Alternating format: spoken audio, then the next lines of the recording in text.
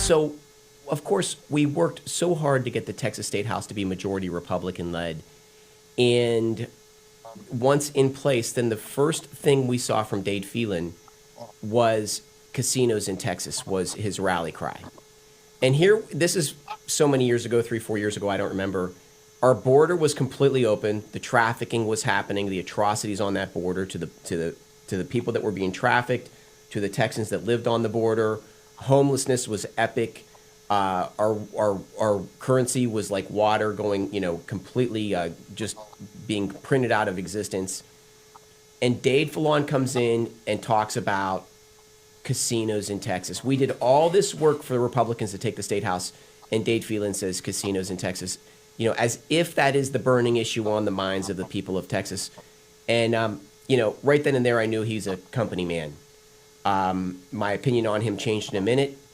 And I'm not taking a position on casinos in Texas. That's an issue for another day. But my point being is that was such an obvious dodge, and so what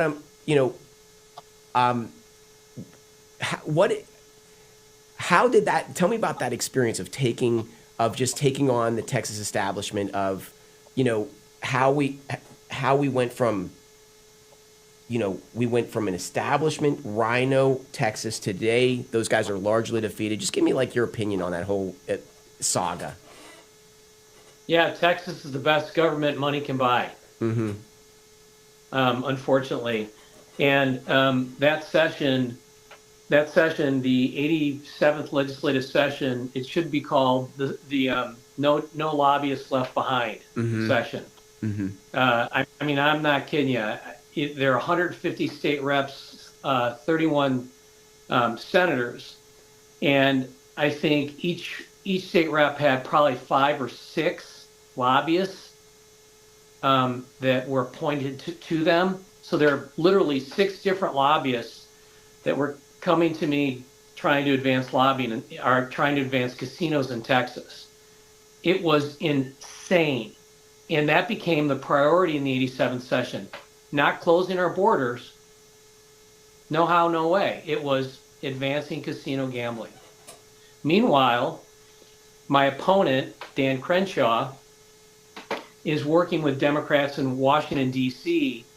on a piece of legislation. And there are only 4 or 5 Republicans in Congress, in the House that got behind this, but Crenshaw was one of them. And so while Donald Trump out of office was saying, close the border, Joe Biden was saying, well, we can't do that. We need legislation to close the border. No, you don't.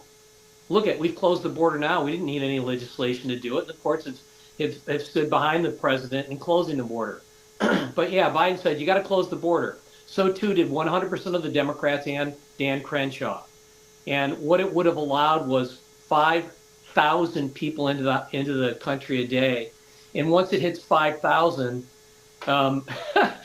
you allow another 1,400 in. So for a total of 6,400. I mean, it's just the most ridiculous thing that you have ever heard, and it would have amounted to about 1.9 million additional people into the United States every year. The system was broken, and Dan Crenshaw and the Democrats and the Biden administration wanted to smash it into a million pieces. Yeah, through all this activism you're doing on your end, I'm doing on my end, we're really exposing these people to such a great extent, and they're being laid bare. Those actions, that's clearly on behalf of the globalists. Yeah. Dan Crenshaw is a globalist. You look at his track record from top to bottom. Everything that we've been fighting at the state level, we've been fighting like an establishment effort on the state level. It's like you want to go now in the big leagues and take him on the same fight up against Dan Crenshaw.